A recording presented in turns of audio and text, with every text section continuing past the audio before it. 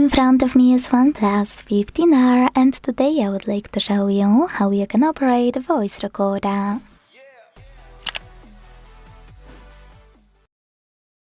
Start by locating Recorder app available in OnePlus folder.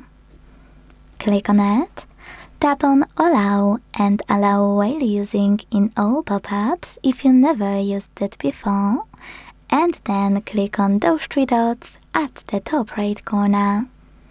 Select Settings and adjust them to your liking.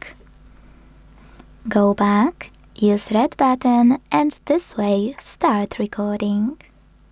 As you can see, recording is on. To pause it or unpause it, use this right button.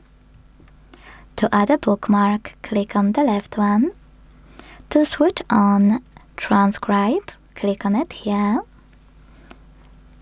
And to finish your recording, use the same red button.